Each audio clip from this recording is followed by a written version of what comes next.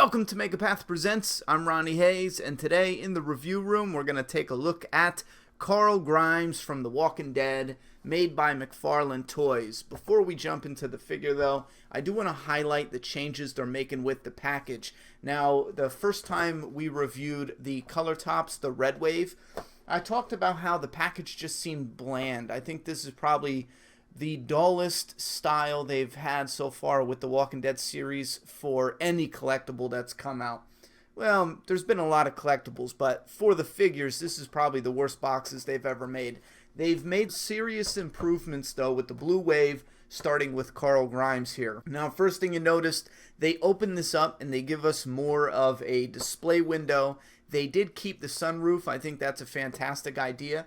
Just the concept alone of this being on the shelf, having as much light coming in as possible, coming from the top, and this huge display window, I think that's fantastic.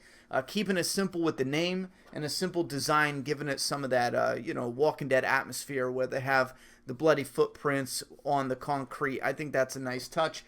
They got rid of the blockiness here on top. It just seemed like a prototype with the Red series, and they just kept it simple with the logo.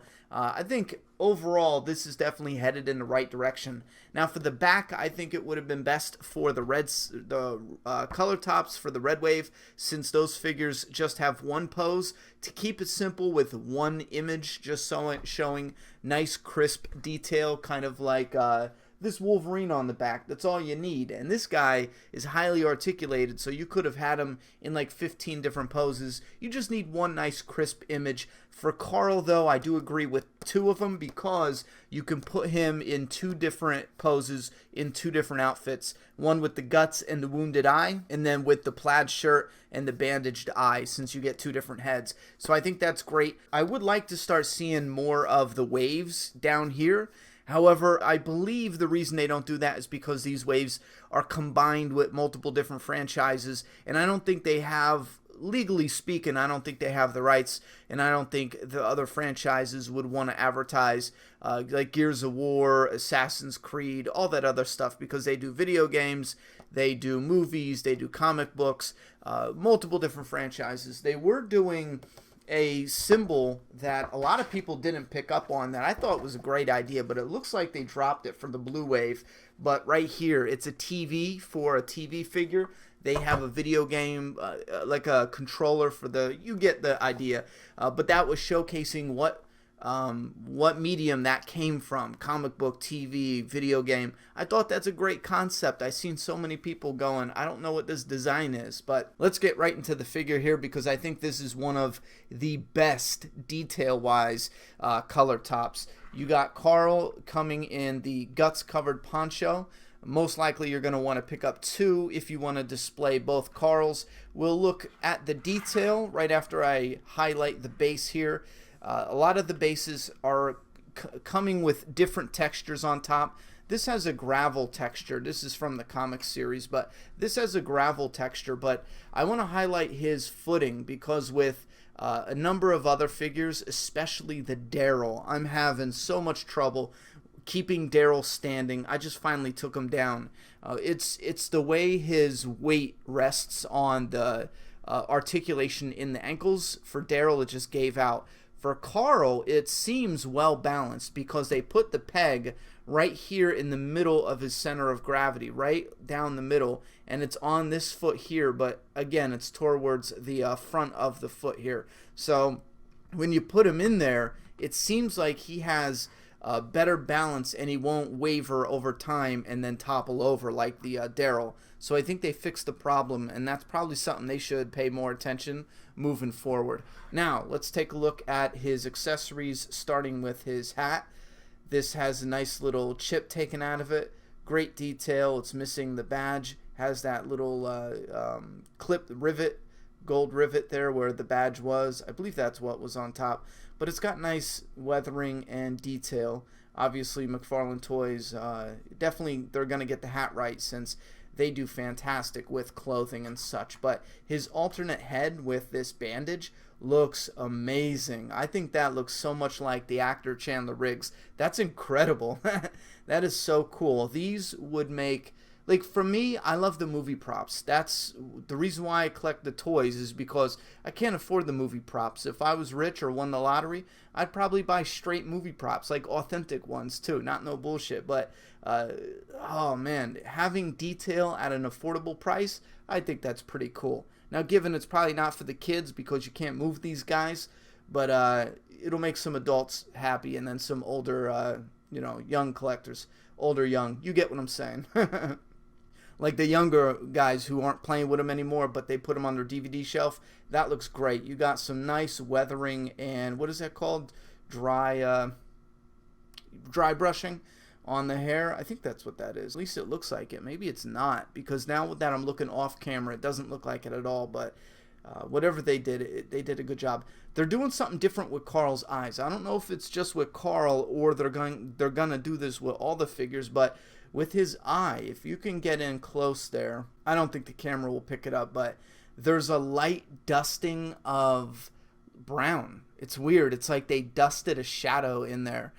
And I think that's so odd, because sometimes when they get the eyes really good, it's nice and crisp eye. You know what I mean? It's like an eyeball. It's nice and crisp and it looks fantastic.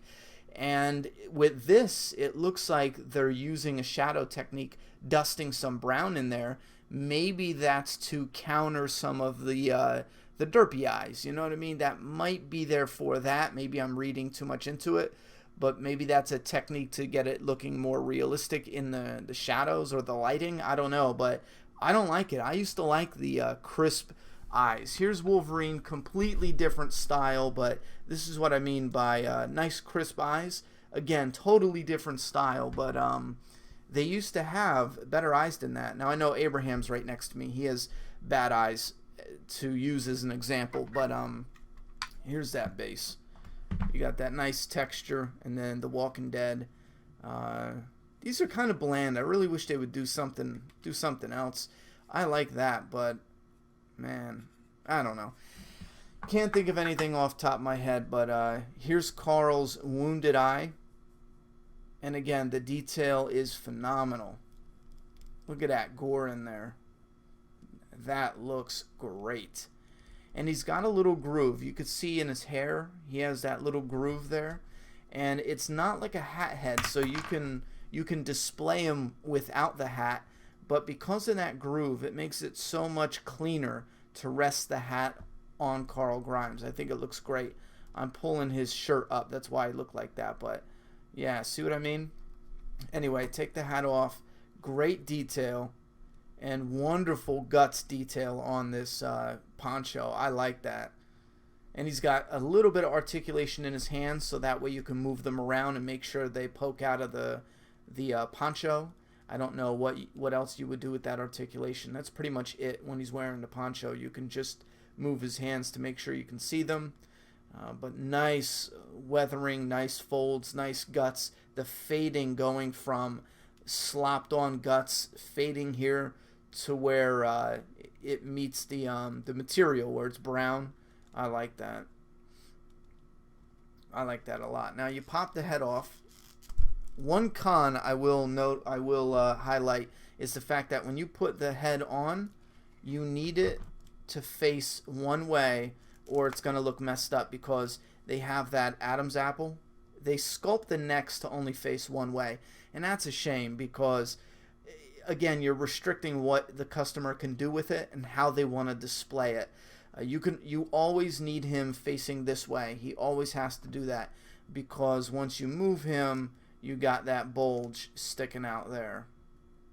So that's unfortunate, but here's the second pose you can do with the plaid shirt Carl. He's still got blood on him, but I think that's fine. Just make it look like Carl who went on a run. He's got the bandaged eye. His articulation is decent for the top, but again, you're not going to use it because there's no reason to use it. But he goes up that high. His arms go all the way around. You got to bend at the shoulders, the elbow, sorry. Another bend at the elbow. What is that? Not quite 90, but that one's a little bit better. And then you have a flick at the wrist. Where is it at? Actually, you got a really good flick at the wrist there. And here you have, where is it at? It's up and down. hindered by the shirt a little bit, but you get what I mean. You got a nice flick of the wrist there. So that's all his articulation. He doesn't move his waist. He's got these cuts that I really dislike here. There's no purpose for them whatsoever on the figure, but I will say Carl looks the best. A lot of the other figures, you get these gaps, and they're really ugly. And Daryl's the worst. Oh, man, I don't know what happened with that, but his face sculpt is incredible. But some other choices are just poor with it. He's got some more blood on his wrist there. But one of my problems with the paint job, if the plaid shirt you can see right there, see how sloppy that is? I mean, I'm going to display him in the guts, but if I wanted to have two Carl displays, that is sloppy, those blotches. And I had to hunt for one because this was terrible, this side all over here. In the store, there must have been 10 or 12 Carls, and I found one. This was the best one. Everything else was all sloppy with the paint in that area, and I'm not sure why, just that area. Maybe it's maybe it's where the folds, because look at, you got some folds there, and then you got some folds there, and that's where we're having the paint problems, and then some folds there, and that's where we're having paint problems. But look at the fantastic job with the wrinkles and folding. Those look incredible. You got a lot going on by the knees and where the pants lay at the ankles. Again, McFarlane Toys, that's one thing they do perfect, is the clothing, the folds and the wrinkles. And then you got a pair of shoes here. There you go. Now the thing with Carl, you'll notice he doesn't have any articulation on the knees. And I've seen a lot of fans say, oh, that's, a bad idea, whoop-de-whoop, I want him to be articulated at the knees. And I disagree. I don't want articulation at the knees. Just keep it, you are going for a statue right now. Let's call it what it is. And it looks great for a statue. For an $18 statue, it looks fantastic. Why in the world would you want to ruin the realistic knees and leg design for articulation you can't use? And here's a perfect example. Abraham has, I'll go with the little camera. Abraham has knee articulation, but it's absolutely pointless. Absolutely. Because, and not only is it pointless, but it takes away from the design. Look at that. Now, if this was a fully articulated figure, I would not care that it takes away from the design. I would not care at all, because it's supposed to look like that. There's no problem having joints and stuff like that on figures that should have them. That's fine. But he stands here, no articulation in the hips or the legs. These are only cuts, and I don't know why they're there, because you can't move them usefully.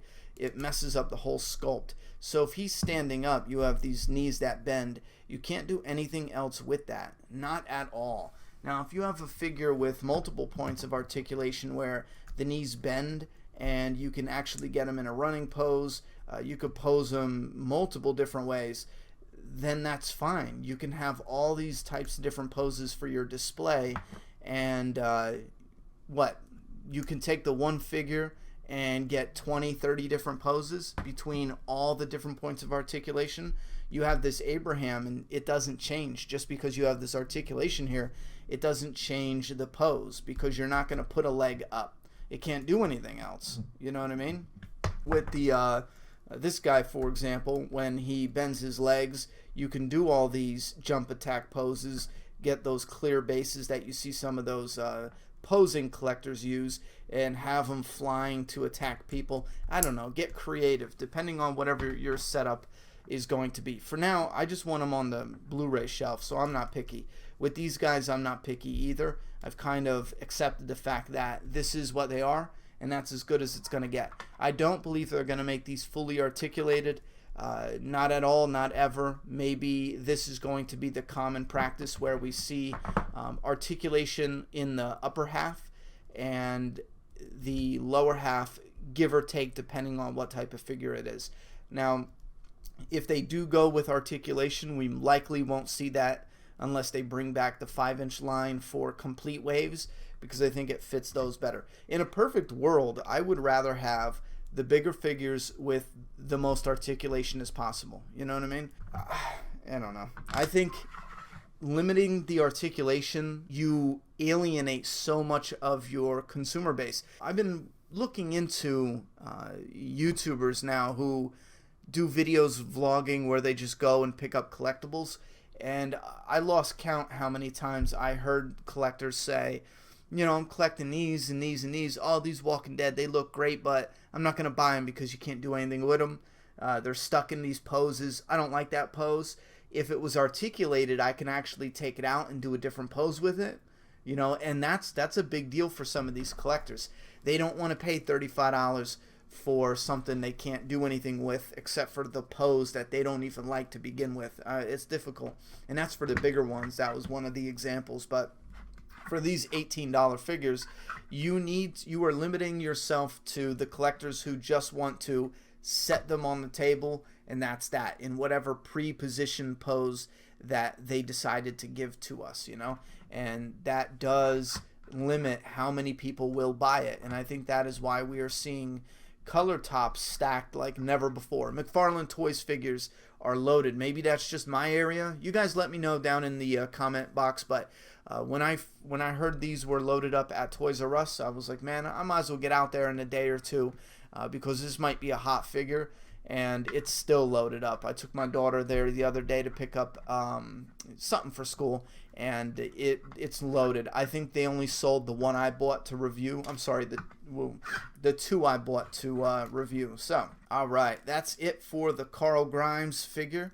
Here we go. I put him in the outfit he was advertised in. The bandaged eye with the poncho. I remember they showed that off, and I was like, what? Why would you do that? But this is a great idea. Having a figure, even though you're only going to have one pose, you actually create two different figures, essentially. The plaid shirt bandaged eye and the guts covered poncho with the wounded eye. I think that was great. That was genius to get two figures out of this. I think if they do that more and more, they'll probably sell more figures. If they are stubborn and staying with the statued figures, do this more. Give as many options as you can if you're not going to have articulation. I think that is great. But if you want the business to sell out, just cut the bullshit, make these fully articulated. And I know I don't like it either when companies compare other companies, but if you combined McFarlane Toys weathering and detail with NECA articulation, I won't even say construction, because I've had, seen, and known a ton of people that their NECA figures just fall apart. They even put that when you go to buy online toy stores like Toy Wiz, they make an announcement, since they fall apart so frequently, if you open it up, you cannot return it. That's how bad it is. But if you combine the articulation from NECA, hell, even what they do for Marvel Legends, who makes that? Hasbro? When a company like Hasbro is beating you out, because for faces, their detail's garbage. When it's for characters from real TV shows, it is horrible. But if you can combine this detail, this realism, this weathering, imagine McFarlane Toys making ultra-realistic, highly articulated figures at $24.99 with a handful of accessories. Your business would triple in a few years. You know what? I give up. I give up. Here's Carl Grimes. Listen, go get him. He looks great, but that's about it. All right, guys. So that is Carl Grimes from the Blue Wave, made by McFarlane Toys. Thanks for coming by the review room. Don't let the door hit you in the ass on the way out. Subscribe now.